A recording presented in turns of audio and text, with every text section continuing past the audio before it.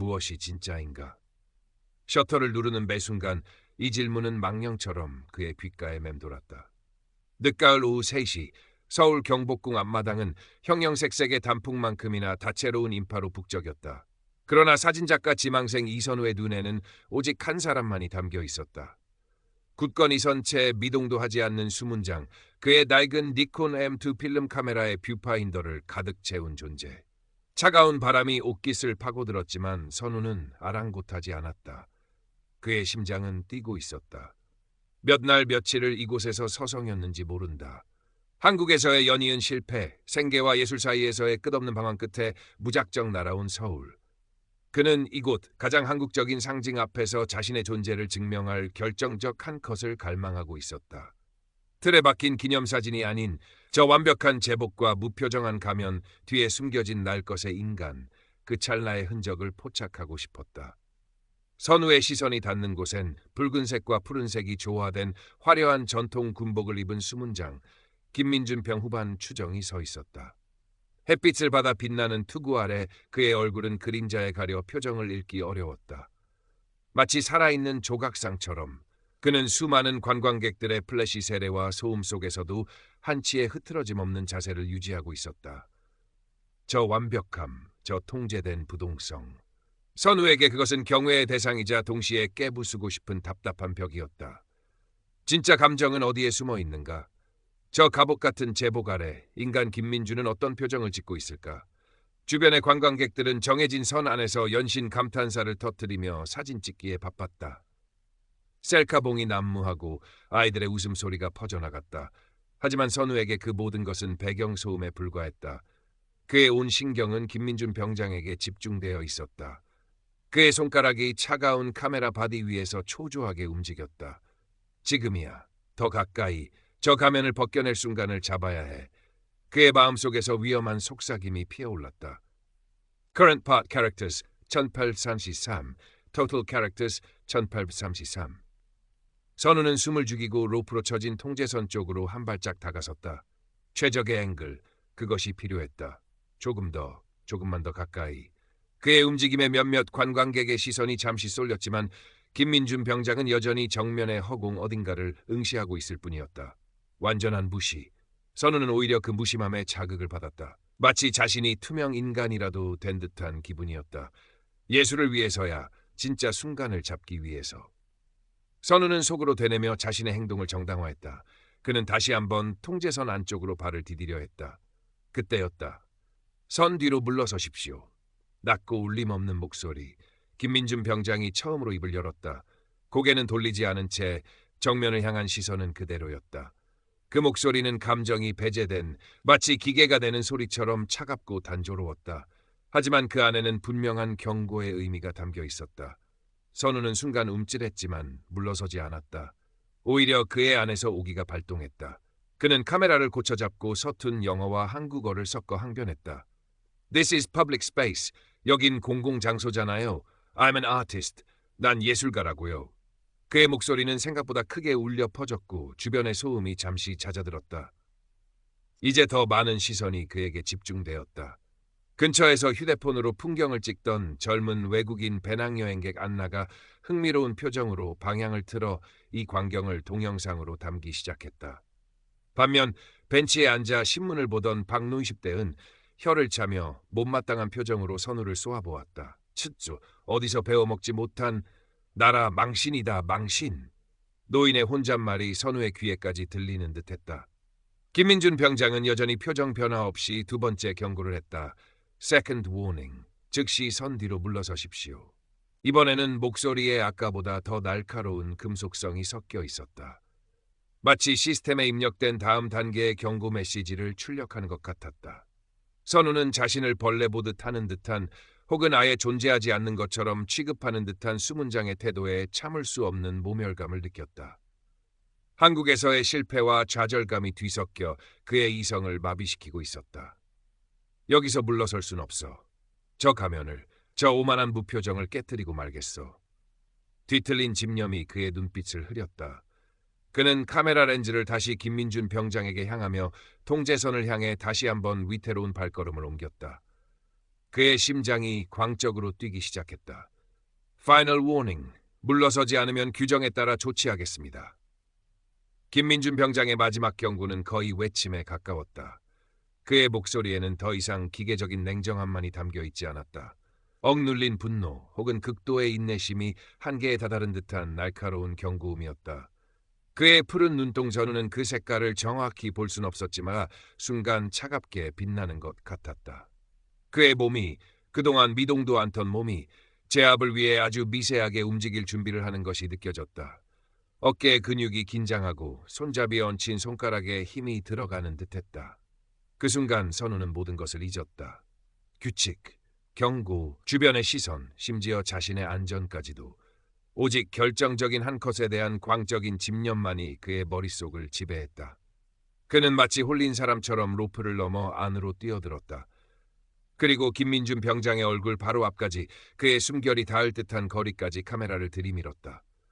웃어, 제발, 인간처럼. 그의 입에서 터져나온 것은 의미를 알 수 없는 한국말 외침이었다. 그것은 간절한 부탁이라기보다는 분노에 찬 절규에 가까웠다.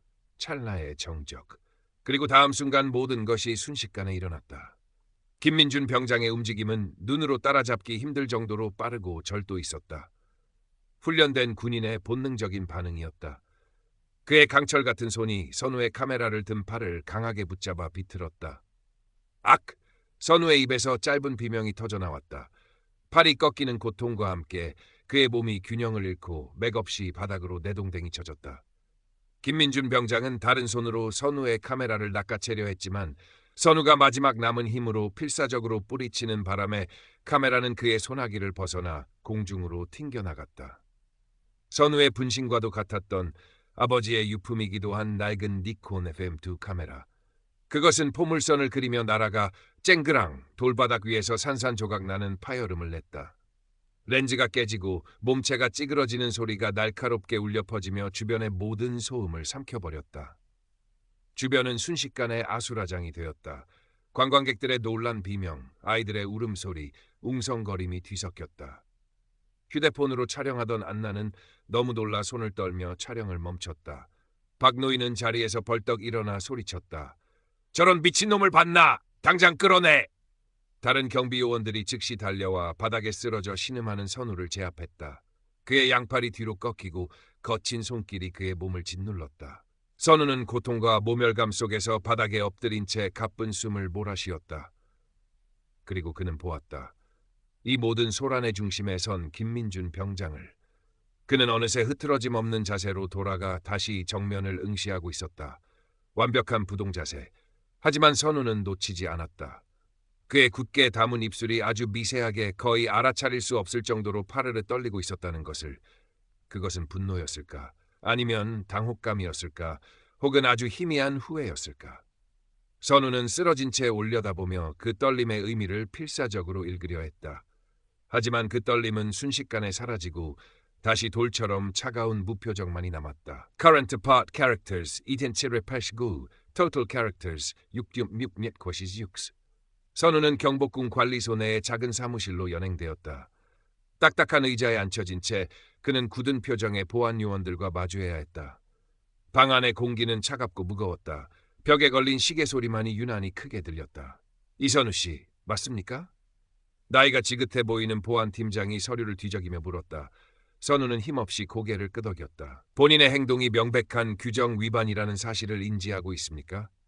수문장 근무구역 무단 침입, 수차례의 경고 불응, 그리고 근무 방해 행위까지. 팀장의 목소리는 사무적이었지만 단호했다. 선우는 뭐라 항변하고 싶었지만 목이 메어 말이 나오지 않았다. 그는 깨진 카메라에 잔해를 담은 비닐봉지를 무릎 위에 올려놓고 있었다. 봉지 안에서 렌즈 조각들이 부딪히는 소리가 희미하게 들렸다. 그의 예술, 그의 꿈, 그의 마지막 희망이 담겨 있던 물건이었다. 저는 그냥 사진을 찍으려고. 선우가 겨우 입을 열었다. 예술적인 순간을, 인간적인 모습을 담고 싶었을 뿐입니다. 팀장은 어이없다는 듯 짧게 코웃음을 쳤다. 예술이요? 여기가 무슨 예술 활동하는 곳인 줄 압니까? 여기는 대한민국의 역사와 전통을 상징하는 곳이고 저분들은 그 상징을 지키는 임무를 수행 중인 분들입니다. 당신의 그 예술 때문에 하마터면 큰 사고가 날 뻔했습니다. 수문장이 규정에 따라 신속하게 대처했기에 망정이지. 선우는 반박할 말을 찾지 못했다. 그의 예술적 열망은 이곳에서 이해할 수 없는 외국인, 비록 한국인이었지만 그의 행동은 그렇게 보였다의 소란 행위 이상으로 받아들여지지 않았다. 그의 진심은 누구에게도 가닿지 못했다. 조사는 길지 않았다. 그의 여권 정보가 확인되고 벌금 부과 통지서가 발부되었다. 상당한 액수였다. 거기에 더해 추 영국 입국 시 불이익을 받을 수 있다는 경고까지 덧붙여졌다. 보안팀장은 착각한 듯 영국을 언급했지만 선우는 정정할 기력도 없었다. 모든 절차가 끝나고 사무실 문을 나섰을 때 바깥은 이미 어둠이 내려앉기 시작하고 있었다. 수많은 인파는 썰물처럼 빠져나가고 광화문 너머 빌딩 숲에서는 하나둘 불빛이 켜지고 있었다. 선우는 완전히 망가져버린 카메라의 잔해가 담긴 비닐봉지를 힘없이 들고 텅 빈 궁궐 앞마당을 가로질렀다. 차가운 밤바람이 그의 뺨을 때렸다. 분노도 슬픔도 아니었다. 속이 텅 빈 듯한 깊은 허무감과 자괴감이 온몸을 마비시키는 듯했다. 발걸음이 납덩이처럼 무거웠다. 그는 정처 없이 걸었다. 광화문을 지나 세종대로의 넓은 보도를 따라 남쪽으로 향했다. 화려한 도시의 불빛이 그의 초점 없는 눈동자에 어른거렸다. 자동차들의 경적 소리, 사람들의 웃음소리, 그 모든 것이 현실감 없이 멀게만 느껴졌다. 그는 마치 세상과 유리된 섬처럼 혼자였다. 얼마나 걸었을까? 그는 템스 강변, 아니 한강변의 벤치에 홀로 앉았다. 강 건편 여의도의 마천루들이 뽐내는 야경이 그의 눈앞에 펼쳐졌다. 아름다웠지만 그 아름다움은 그의 마음을 조금도 위로하지 못했다. 그는 무릎 위에 놓인 비닐봉지를 내려다보았다. 부서진 카메라의 잔해들, 아버지의 유품이자 그의 꿈의 조각들이었다. 내가 뭘 하려고 했던 거지? 무엇을 위해 그토록 무모했던 걸까? 스스로에게 질문을 던졌지만 답을 찾을 수 없었다. 예술적 영감? 인간적인 순간 포착? 아니면 그저 한국에서의 실패로 인한 좌절감을 해소하기 위한 어리석은 객기였을까? 그는 자신이 그토록 경멸했던 타인을 배려하지 않고 자신의 욕망만을 앞세우는 속물과 다를 바 없다는 사실을 깨달았다. 문득 마지막 순간에 보았던 김민준 병장의 떨리는 입술이 떠올랐다. 그것은 무엇을 의미했을까? 기계처럼 보이던 그에게도 감정이 있었던 걸까? 아니면 단순히 갑작스러운 상황에 대한 생리적인 반응이었을까? 선우는 알 수 없었다. 어쩌면 그는 영원히 알 수 없을지도 모른다. 확실한 것은 자신이 그토록 원했던 진짜를 포착하기는커녕 오히려 모든 것을 망쳐버렸다는 사실뿐이었다. 그때 주머니 속에서 휴대폰이 짧게 진동했다. 액정을 확인하니 며칠 전 잠시 대화를 나눴던 안나에게서 온 메시지였다. Hey Sonwoo, are you okay? I saw what happened. The video is going viral. 선우 씨, 괜찮아요? 무슨 일이 있었는지 봤어요. 영상이 퍼지고 있어요. 메시지 아래에는 링크가 첨부되어 있었다. 선우는 잠시 망설였다. 자신의 가장 치욕적인 순간이 담긴 영상을 확인할 용기가 나지 않았다. 그 영상 속에서 자신은 어떤 모습일까? 사람들은 뭐라고 말하고 있을까? 무례한 K 관광객? 아니면 과잉 진압 수문장? 진실은 무엇이고 사람들은 무엇을 믿고 싶어 할까? 선우는 휴대폰 화면을 꺼버렸다. 지금 그에게 중요한 것은 세상의 평가가 아니었다. 그는 비닐봉지에서 조심스럽게 카메라 몸체와 필름을 꺼냈다. 다행히 필름은 무사한 듯했다. 그는 숙소로 돌아가 이 필름을 현상해보기로 마음먹었다. 마지막으로 찍힌 사진들 속에 어쩌면 자신이 놓친 무언가가 있을지도 모른다는 희미한 기대 때문이었다. 허름한 종로의 여관방. 선우는 욕실을 암실 삼아 밤새 필름을 현상했다. 약품 냄새가 코를 찔렀고 붉은 암등 아래 그의 그림자가 위태롭게 흔들렸다. 손이 떨렸다. 과연 무엇이 찍혀 있을까? 기대와 불안이 교차했다. 마침내 현상된 필름을 건조시킨 후 그는 확대기를 통해 한 컷 한 컷 확인하기 시작했다. 대부분은 초점이 맞지 않거나 심하게 흔들린 사진들이었다. 경복궁의 처마, 관광객들의 뒷모습, 그리고 김민준 병장의 흐릿한 실루엣. 선우는 실망감에 한숨을 내쉬었다. 역시 아무것도 없었다.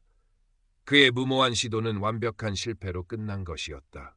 필름의 거의 마지막 부분에 이르렀을 때였다. 그가 제압당하기 직전 카메라를 병장의 얼굴 바로 앞까지 들이밀었을 때 찍힌 사진 몇 장. 대부분은 심하게 흔들려 형체를 알아보기 어려웠다. 그런데 그중 한 장, 극도로 클로즈업된, 아마도 초점조차 제대로 맞지 않았을 사진 속에서 선우는 숨을 멈췄다. 사진에 담긴 것은 김민준 병장의 눈 부분이었다. 심하게 흔들렸지만 그 눈동자 속에 아주 미세한 무언가가 선우의 시선을 사로잡았다. 그것은 분노나 경멸과는 다른 종류의 감정이었다.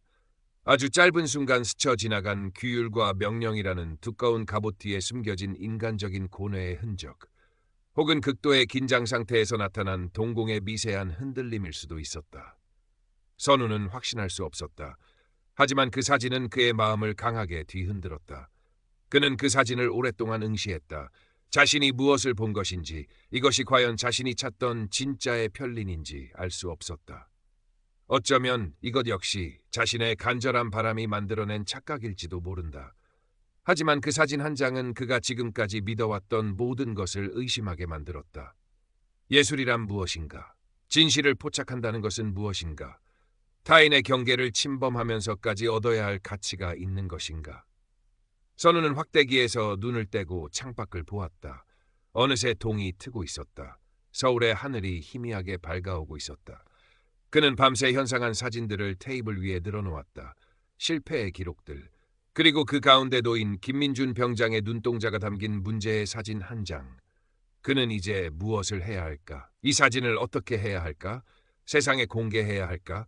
아니면 자신만의 비밀로 간직해야 할까? 공개한다면 무엇이 달라질까? 사람들은 이 사진 속에서 무엇을 보게 될까? 또 다른 논란과 오해를 불러일으킬 뿐이지 않을까? 어쩌면 진정한 예술은 대상을 소유하거나 폭로하는 것이 아니라 그저 조용히 바라보고 이해하려는 노력 그 자체에 있는 것인지도 모른다.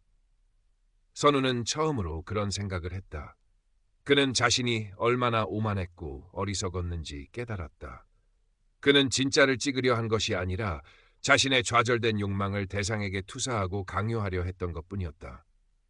그는 부서진 카메라의 잔해를 다시 비닐봉지에 담았다.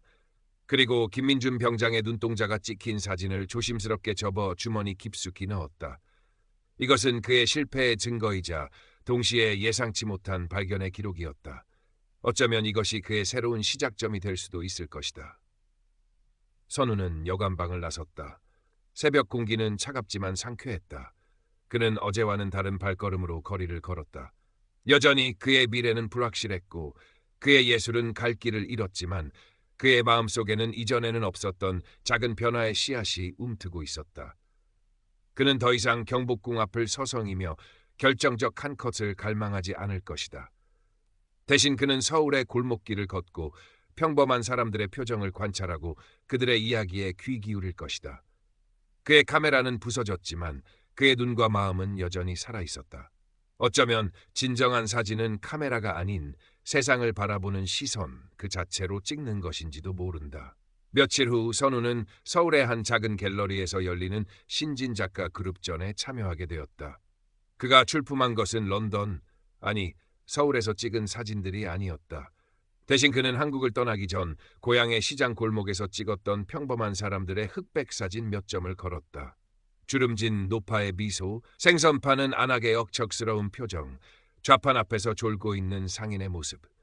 그 사진들에는 기교는 부족했지만 대상을 향한 따뜻한 시선과 진심이 담겨 있었다. 전시회 오픈날 갤러리는 사람들로 붐볐다. 유명 평론가나 컬렉터는 없었지만 사진을 좋아하는 젊은이들과 동네 주민들이 삼삼오오 모여 작품을 감상하고 이야기를 나누었다. 선우는 구석에 서서 사람들의 반응을 조용히 지켜보았다. 그의 사진 앞에서 한참을 머물던 한 여대생이 친구에게 말했다. 이 사진 뭔가 따뜻하지 않아? 특별할 것 없는 풍경인데 자꾸 보게 되네. 선우는 그 말을 듣고 가슴이 뭉클해지는 것을 느꼈다. 화려한 스포트라이트나 거창한 평론은 아니었지만 누군가 자신의 사진 속 진심을 알아봐준다는 것만으로도 충분했다. 그는 더 이상 결정적 한 컷에 집착하지 않기로 했다. 대신 꾸준히 진솔하게 세상을 담아내는 사진가가 되기로 마음먹었다. 그때 갤러리 입구 쪽이 소란스러워지며 익숙한 얼굴이 보였다. 박노인이었다. 그는 돋보기를 꺼내들고 선우의 사진들을 유심히 살펴보고 있었다. 선우는 긴장하며 그에게 다가갔다. 어르신, 어떻게 오셨습니까? 박노인은 선우를 흘끗 보더니 다시 사진으로 시선을 돌렸다. 자네였군. 경복궁에서 소란 피우던 젊은이. 그의 목소리는 여전히 딱딱했지만 이전의 노골적인 경멸감은 느껴지지 않았다. 그때는 정말 죄송했습니다.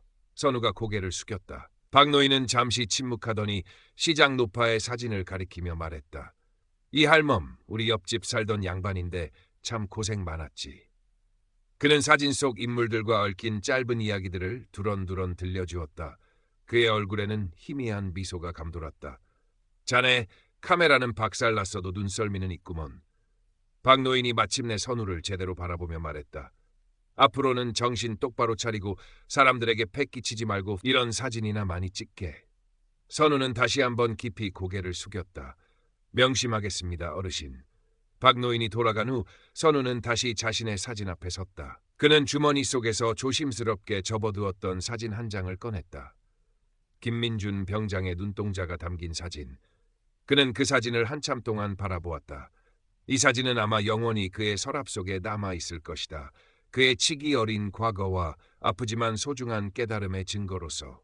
서울의 하늘 아래 그의 새로운 이야기가 이제 막 시작되고 있었다. 부서진 카메라 대신 그는 세상을 바라보는 새로운 눈을 얻었다. 그것은 화려한 피사체를 쫓는 눈이 아니라 평범함 속에 숨겨진 진실과 아름다움을 발견하는 눈이었다. 그의 발걸음은 아직 불안정했지만 더 이상 길을 잃지는 않을 것 같았다. 한편 안나가 올린 영상은 인터넷상에서 짧은 화제가 되었다. 무례한 한국인 관광객이라는 비난과 과잉 대응하는 근위병이라는 동정론이 엇갈렸지만 대부분의 사람들은 자극적인 장면에만 잠시 관심을 보였을 뿐 곧 다른 이슈들에 묻혀 잊혀갔다. 영상 속 이선우의 절박한 외침이나 김민준 병장의 미세한 표정 변화에 주목하는 사람은 거의 없었다. 세상은 늘 그렇게 표면적인 현상만을 소비하고 본질은 쉽게 놓쳐버리곤 했다. 김민준 병장은 다음 날에도 그 다음 날에도 변함없이 세인트 제임스 궁전, 아니 경복궁 광화문 앞 초소에 섰다. 그의 자세는 여전히 흐트러짐 없었고 그의 표정은 여전히 읽기 어려웠다. 가끔 그의 뇌리를 스쳐 지나가는 그날의 소란, 바닥에 나뒹굴던 젊은 사진가, 그리고 산산조각 나던 카메라의 파열음. 하지만 그는 그런 상념들을 애써 지우며 다시 정면의 한 점을 응시했다. 그것이 그의 임무였고 그가 지켜야 할 규율이었다. 그의 세계에서는 감정을 드러내는 것이 허락되지 않았다. 시간이 흘러 선우는 작은 스튜디오를 얻어 사진 작업을 계속했다. 그는 더 이상 유명세를 쫓거나 결정적 순간에 집착하지 않았다. 대신 서울의 뒷골목, 재래시장, 공원 등 평범한 공간 속에서 살아가는 사람들의 일상을 묵묵히 카메라에 담았다. 그의 사진에는 화려함 대신 진솔함이, 기교 대신 따뜻한 시선이 담겨 있었다. 가끔 그는 창밖을 보며 런던, 아니 서울의 하늘을 생각했다.